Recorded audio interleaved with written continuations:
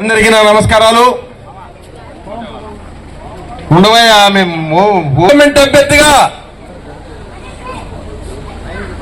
వేమిరెడ్డి ప్రభాకర్ రెడ్డి గారు, ఆత్మకూరు అసెంబ్లీ అభ్యర్థిగా ఆనం రామనారాయణ రెడ్డి గారు పోటీ చేస్తున్నటువంటి సందర్భంగా బ్రాహ్మణపల్లి వాస్తవులందరినీ కూడా ఓటు అడిగే సందర్భంలో ఈరోజు మేమంతా కూడా ఇక్కడికి రావడం జరిగింది. మీ అందరికీ తెలుసు శేఖర్ రెడ్డి ఎలాంటి వాడు అనేది మీ అందరికీ తెలుసు. కాస్త ముందు గమ్ముగా ఉండండి, చెప్పింది వినండి. అట్లే మిగతా వాళ్ళు ఎలాంటి వాళ్ళు అనేది మీకు అందరికీ తెలుసు. ఈరోజు మన రాష్ట్రాన్ని పరిపాలించేటటువంటి వ్యక్తి రాక్షసుడు, చిన్నాసం కాదు, దుర్మార్గుడు, ఆంబోతెద్దు మేసినట్టు మేసేసినాడు అంతా, మంచి దున్నపోతు వేసినట్టు మేసేసినాడు అంతా, రాష్ట్రాన్ని ఏం నాశనం చేసినటువంటి వ్యక్తి. నేను కూడా ఆయన ముఖ్యమంత్రి అయ్యేదానికి మేమందరం కూడా సహకరించినాం. నాకు గుండు కొట్టించినారు, మీ అందరికీ తెలుసు. అది కూడా సందర్భం ఈరోజు వచ్చింది. ఈ ముఖ్యమంత్రిని గాని దించుకోకపోతే మనము నాశనం అయిపోతుంది రాష్ట్రం అనే సంకల్పంతో 3 పార్టీలు ఒకటైనాయి. బీజేపీ, తెలుగుదేశం, జనసేన, ముగ్గురు కూడా 3 పార్టీలు ఒకటై ఈరోజు ఇతన్ని రాష్ట్రంలో ఉంచకూడదు, ఉంచదగినటువంటి వ్యక్తి కాదు, నా ఎస్సీలు, నా బీసీలు, నా మైనారిటీలు, నా మైనారిటీలు అని చెప్పి రకరకాలుగా జనాల్ని మోసం చేసినటువంటి వ్యక్తి ఎవరన్నా ఉన్నారంటే ఇప్పుడు దాకా ఆంధ్రప్రదేశ్ లో జగన్మోహన్ రెడ్డి అనే ముఖ్యమంత్రి. అతనికి అతని సొంత స్వలాభమే గాని ముఖ్యమంత్రిగా ఎలా పరిపాలించాలా అనేది తెలియనటువంటి వ్యక్తి అతను. తెలుసుంటే రాష్ట్రాన్ని బ్రహ్మాండంగా అభివృద్ధి చేసేవాడు. చదువుకున్న బిడ్డలకు ఉద్యోగాలు లేవు, టీచర్లకి ఉద్యోగాలు లేవు, మిగతా అన్ని రకాలుగా చదువుకున్నటువంటి ఇంజనీర్లు అయితేనేమి, డాక్టర్లు అయితేనేమి, ప్రతి చదువులో కూడా ఉన్న చదువుకున్నటువంటి వ్యక్తులకు ఉద్యోగాలు లేకుండా చేసినటువంటి మహాను గొప్ప దుర్మార్గమైన ముఖ్యమంత్రి జగన్మోహన్ రెడ్డి అనేది మీ అందరూ కూడా తెలుసు. మరి ఈరోజు ఆ సమయం వచ్చింది. పార్లమెంటు అభ్యర్థిగా ప్రభాకర్ రెడ్డి గారు పోటీ చేస్తున్నారు, అసెంబ్లీకి రామనారాయణ రెడ్డి గారు పోటీ చేస్తున్నారు. వీళ్ళిద్దరి సంగతులు కూడా మీకు అందరికీ తెలుసు. ప్రభాకర్ రెడ్డి గారు రాజకీయాల్లోకి రావాలనే ఉద్దేశంతో ఎప్పుడు కూడా మన ఉదయ నియోజకవర్గానికి, ఈ ప్రాంతానికి చాలా వాటర్ ప్లాంట్లు ఇచ్చారు. 150-200 వాటర్ ప్లాంట్ ఫ్రీగా ఇచ్చేశాడు ఆయన సొంత డబ్బుతో.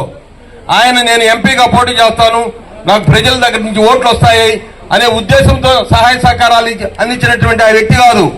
మీకు అందరికీ తెలుసు రామనారాయణ రెడ్డి గారు మంచినీళ్ళ ప్లాంట్ మన ఊర్లో ఆయన ఇచ్చాడు. మీకు అందరికీ తెలుసు మిషన్ ఇంటి కార్డు ఉండేదని రామనారాయణ రెడ్డి గారి టైంలోనే వచ్చింది. మీరందరూ కూడా గుర్తుపెట్టుకోవాలి. ఈరోజు ఈ పరిపాలన అంతమొందించేదానికి 3 పార్టీలు ఓటైనాయి కాబట్టి మీరందరూ కూడా సహకరించాలి. మీరు ఎవరు శేఖర్ రెడ్డి చెప్పేటటువంటి వ్యక్తులు వాళ్ళు ఎలాంటి వాళ్ళు, వాళ్ళకి అపోనెంట్ గా నిలబడినటువంటి వ్యక్తులు ఎలాంటి వాళ్ళు అనేది మీ అందరూ కూడా తెలుసు. ప్రభాకర్ రెడ్డి గారికి అపోనెంట్ గా నిలబడేటటువంటి వైఎస్ఆర్ పార్టీ పార్లమెంట్ అభ్యర్థి మహాజిత్తులు మారి టక్కర్ మారి మనిషి నాకు తెలుసు.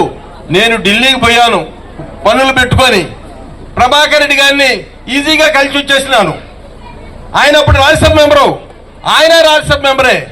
ఆయన్ని గెలవాలంటే గంటలు టైం పట్టింది. అయితే మీరెవరు గెలవలేరు, కానీ మీ చేతనికి కూడా కాదు ఆయన గెలవటానికి. ప్రభాకర్ రెడ్డి అంటే నెల్లూరులో ఉంటాడు, గప్పకిన పోతాం, మాట్లాడతాం, ఏదైనా పని ఉంటే చేసుకుంటాం, వస్తాం. మీకు ఇది మాత్రం గుర్తుపెట్టుకొని ఉండాలి.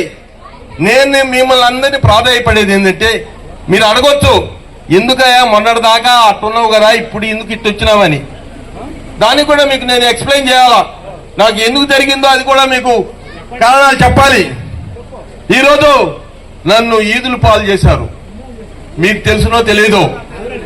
నా ఆస్తిపాస్తులు ఇచ్చినానని చెప్తున్నారు పెద్దవారు. ఇవ్వలేదు సార్, నాకేమీ ఇలా అంత ఉత్తమాటలు. నాకు భార్యా బిడ్డల్ని కూడా దూరం చేశారు. నేను మీ అందరికీ తెలుసు, రెండో పెళ్లి కూడా చేసుకున్నాను. ఆమెకు ఒక బిడ్డ ఉందనేది కూడా మీ అందరికీ తెలుసు. ఏం తప్పయ్యా? తప్ప అయింది. నా కోరిక ఉన్నది నేను చేసుకున్నాను, అయిపోయింది. బ్రాహ్మణులు అందరూ కూడా తెలుసు నా చేస్తాలు. నేనే కాదల్లా, నేనేదో చేస్తాను. ఏందిరా వెళ్ళాలి, మీరు బలివాడు దొరికిండ్రు. నా సంగతి మీకు తెలుసు కదా. అందుకని నేను చేసింది తప్పు కాదు. అయితే ఇక్కడ ఎక్కడ తప్పు జరిగిందంటే వాళ్ళు అర్థం చేసుకోవటంలో తప్పు జరిగింది. ఆయనకి సలహాలు ఇచ్చేటటువంటి దుర్మార్గులు ఉన్నారు. వాళ్ళు ఏంటంటే రాజమోహన్ రెడ్డి గారు బాగా ఇంటారు మేము చెప్తే ఈయన వల్ల వేసుకోవచ్చని వల్ల వేసుకున్నారు. వల్ల వేసుకుంటే నువ్వు ఆయన ఏం చేయాలా? అది పెద్ద విషయం కాదు, పెద్ద కారణమే కాదు. నన్ను ఎందుకండి దూరం చేసుకోవటం? నేనేం చేసినానని పెద్ద? నాకు బాగలేకపోతే ఆ శాంతమ్మ ఆ బిడ్డ నన్ను అపోలో హాస్పిటల్కి నెల్లూరుకి తీసుకుపోయి వాళ్ళు, నేను ఆ రోజు అయిపోయే పరిస్థితిలో ఉన్నాను. డాక్టర్లు ఏదో టయానికి వచ్చినారమ్మా, బ్రతుకుతాడు కానీ అయినా వాళ్ళకి చెప్పండి అమ్మా అని అన్నారు. వాళ్ళకి చెప్పండి అని ఆ శాంతమ్మ, మీరు చెప్పండి సార్, నేను చెప్తే వాళ్ళు నా మీద తిడతారు, మీరు ఎట్లయినా వాళ్ళకి చెప్పండి సార్, నేను వెళ్ళిపోమన్నా వెళ్ళిపోతాను, మరి మీరు వాళ్ళకి చెప్పి వాళ్ళు వచ్చేటట్టు చూడండి సార్. ఆయన అంటే గౌతమ్ రెడ్డి ఆ రోజు ఉన్నాడు. గౌతమ్ రెడ్డికి చెప్తే మాకు ఆయనకు సంబంధం లేదన్నాడు ఆ రోజే. ఈ పెద్ద మనిషికి ఈయనకి చెప్తే ఈయనేమన్నాడు, ఆయన ఎప్పుడో వదిలేసామండి. ఏంది నేను చేసిన తప్ప? ఏం చేశానయ్యా? నీ కాడు ఉండే యథవనాయాళ్ళంతా నీకు చెప్తే నువ్వు వింటావా? దుత్తలూరు ఒకడు, వీడి ఉదయగిరి వాళ్ళు ఇద్దరు నీ కాడ దెబ్బతింటా. వాళ్ళకి ఆయన ఏం పదార్థాలు పెడతాడు తెలుసా? డ్రై ఫ్రూట్స్ అండి. ఆయనకు ఒక రూమ్, ఆయన పక్కనే ఏసీ రూము. ఆయనకు ఈయనకు ఆవు పాలు గ్లాస్ ఇస్తే ఆయనకు 2 గ్లాసులు ఇవ్వాలంట. ఇది ఆడన్నా ఉందా? నేనేమైనా నీకు చాకరీ చేసినోడిని, లక్ష్మణ్ లాంటి తమ్ముడిని నేనుండి నీకు నీ కాడ దెబ్బతింటా. వాళ్ళకి ఆయన ఏం పదార్థాలు పెడతాడు తెలుసా? డ్రై ఫ్రూట్స్ అండి. ఆయనకు ఒక రూమ్, ఆయన పక్కనే ఏసీ రూము. ఆయనకు ఈయనకు ఆవు పాలు గ్లాస్ ఇస్తే ఆయనకు 2 గ్లాసులు ఇవ్వాలంట. ఇది ఆడన్నా ఉందా? నేనేమైనా నీకు చాకరీ చేసినోడిని, లక్ష్మణ్ లాంటి తమ్ముడిని నేనుండి నీకు చాకరీ చేస్తే నేను ఆర్థికంగా పనుల మీద సహాయం చేశాను, రాజకీయంగా సహాయం చేశాను. నాకన్నా మించిన మగోడు ఎవడన్నా ఉండడా నీ కాడ? నన్ను ఎందుకైనా దూరం చేయటం? నువ్వు అన్నది దూరం చేసుకున్నావు. వాడు మాటలిది. దుత్తలూరోడు ఎవడండి మనకి? ఎవరా దుత్తలూరోడు? నాశనం చేశాడు మన మేకపాటి ఫ్యామిలీ. బయట ఏమో అతను ఏం చెప్తాడు, విక్రమరెడ్డి 13,000 ఓడిపోతున్నాడని బయట చెప్తాడు.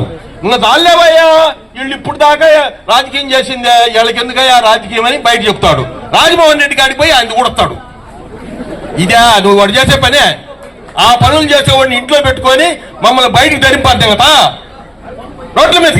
రోడ్ల మీద ఏం చేయాలనుకుంటున్నాడు? 1 రూపాయి లేదండి నా దగ్గర. శేఖర్ రెడ్డి రూపాయి ఉంటే ఏం చేస్తాడో మీ అందరికి తెలుసు. లెఫ్ట్ రైట్ పీకార్ బార్ నొక్కుతా నేను. అలాంటి వ్యక్తిని నన్ను దూరం చేస్తారా? మీ రాజకీయం, మేకపాటి వాళ్ళ రాజకీయం ఎవరు నిలబెట్టింది? ఆయనేం అక్కర్లేదంటాడు. ఈయన అట్లే చేసిండు. ఆయన 1 రూపాయి ఇలా నాకు. పెద్ద ఆయన అంతే, చిన్న ఆయన అంతే. వాళ్ళకైనా వాళ్ళు కూడా ఇలా ఎవరికి ఇచ్చినారే మీరు? మరి మీ నామినేషన్కి ఎందుకు తెచ్చుకోలేదు వాళ్ళని? ఎందుకు రాలేదు వాళ్ళు? వాళ్ళకి ఆస్తి ఇవ్వాల్సి వస్తుంది, వాళ్ళని రానికుండా చేసుకున్నారు. నాకు చిన్న బిడ్డ ఉంది, నా కూతురే కదా ఈ అమ్మాయి కూడా. ఆ అమ్మాయి కూడా నేను పెళ్లి పేరెంట్ చేసుకోవాలి కదా. ఆ అమ్మాయి కూడా మేకపాటి వాళ్ళ అమ్మాయే కదా. ఆ అమ్మాయి కూడా నేను కట్టడానికి డబ్బులు ఇవ్వాలి కదా. అంటే నాకు ఈరా మీరు? నేను మీ చార్జీ చేస్తే వాడికి ఇస్తారా? వాడి ఇల్లు కట్టించున్నాయా? వాడికి నెల్లూరులో ఆ దుత్తలూరు ఆయనకి ఇల్లు కట్టించుండ్రు. వీళ్ళకి సాయిబులకి బ్రహ్మాండంగా డబ్బులు అందిస్తుంటాడు. ఏదయ్యా వాళ్ళంతా నీకంత దగ్గరోళ్ళు, నేను దూరం ఉండే. అందుకే నేను డిఫర్ అయ్యి ఈ రోజు వచ్చాను మీ దగ్గరికి. నేను ఒక న్యాయంగా ఒక మాట చెప్తున్నాను. శేఖర్ మామ మంచోడు అనుకునేవాళ్ళు నాకు సహాయం చేయండి. శేఖర్ అన్న మంచోళ్ళు అనుకునేవాళ్ళు, అన్నదమ్ములుగా ఉండేవాళ్ళు నాకు సహాయం చేయండి. ఇద్దరు కూడా మంచి వ్యక్తులు. ఈ గ్రామానికి నాకు సహాయం చేసిన వాళ్ళకి ఏం చేయాలన్నా నేను చేస్తాను. అన్ని పార్టీల వాళ్ళు ఉన్నారు. రేపు మోడీ గారు ఢిల్లీలో ప్రధానమంత్రి కాబోతున్నాడు. ఇవన్నీ గుర్తు పెట్టుకోండి, మంచిని గమనించండి. మోసాన్ని టక్కర్ని ఎవరండి వీళ్ళు? ఎవరు వీళ్ళు? బ్రాహ్మణపల్లెలో నానాకు హింసలు పడ్డవాళ్ళం మేమండి. మేము ఇద్దరము సరోజనమ్మని ఎంత కష్టపడ్డామో మీ అందరికీ తెలుసు. ఒక్కరు ఇప్పుడు ఈయన 5 తూర్లు ఎంపీ చేసినాడండి, ఒక్కరు లేరండి నెల్లూరు జిల్లాలో. ఒక్కరు కూడా మంచి ఫ్రెండ్ స్నేహితుడు ఎవరు లేరండి. ఎందుకండి మనం ఎంపీలుగా చేసుకోవటం? ఇది తమాషాక. మీరు ఏం చేసినారు? ఆ గౌతమ్ ఉంటే ఏదో మంచిగానే జరిగేది. ఆ దేవుడు ఎందుకునో అట్టగా మరి తీసుకుపోయినాడు, ఆయన వెళ్ళిపోయినాడు.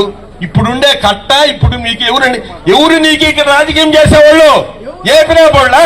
మరి వాళ్ళ ఊర్లో వాళ్ళు ఎందుకు రాజకీయంగా ఎదగలేకపోయినారు? వాళ్ళు వచ్చి ఇప్పుడు ఏపిన వాళ్ళు సంచులు పట్టుకొని డబ్బులు సంచులు తిరుగుతుంటారు. ఎందుకంటే ఆ డబ్బులు తెచ్చుకోవటానికి, అంతే కదా. ఎందుకు తిరుగుతుంటారు? అట్టా టోళ్ళండి వీళ్ళు. ఇట్లాంటి పెద్ద మనుషుల్ని నువ్వు పెట్టుకొని ఆడ నిన్ను కోల్దోసే వాళ్ళని, మన కుటుంబ పరువును కూడా నాశనం చేసేటువంటి. నేను చేసింది నాశనం కాదు, మీరు చేసుకున్నారు నాశనం. మీరు లేనిపోయిన మాటలు నన్ను మాట్లాడారు. శాంతమ్మను కూడా ఎట్టంటే ఆయన పెద్ద మనిషి, ఆయన మాట్లాడకూడదు అట్టాటోడు. ఆ అమ్మాయిని ఆమెను కూడా ఎట్టంటే అటు మాట్లాడాడు. ఆమె ఎంఎస్సీ చదువుకున్నది, బీఈడీ చేసింది, తెలియగలది. నన్ను ప్రాణాలు కాపాడింది ఎవరంటే ఆమె లేకపోతే నేను ఎక్కడో పోయి ఉండేవాడిని, ఏ మట్టిలోనే కలిసిపోయిండేవాడిని. మేము ఆ రోజు ఒక నిర్ణయం తీసుకున్నాం. నాకు మరి ఆ రోజు కరోనా కూడా వచ్చింది. కరోనా వచ్చిన రోజు మనుషులు ఎవరు ఒకరికొకరి దగ్గర కూడా ఉండరు. అయినా ఒక డెసిషన్కి వచ్చాం, పోతే ముగ్గురు పోదాం, లేకపోతే భగవంతుడు బతికిస్తే ముగ్గురు బతికిస్తారనే దేశంతో పోయి మళ్ళా మెడ్రాస్ అపోలోలో చేరి ఆడి నుంచి ఫోన్ చేసినా మాకు అతనికి సంబంధం లేదు, ఎప్పుడో వదిలేసినాం అని చెప్పి వదిలేసి నాకు భార్యా బిడ్డల్ని అందరినీ దూరం చేసిన వాళ్ళు మీరు. ఆ భార్య బిడ్డల్ని బుద్ధి దూరం చేస్తే ఈ భార్యా బిడ్డల్ని కూడా మీరు దూరం చేసి మమ్మల్ని ఈదుల్లోకి పంపించి మీరు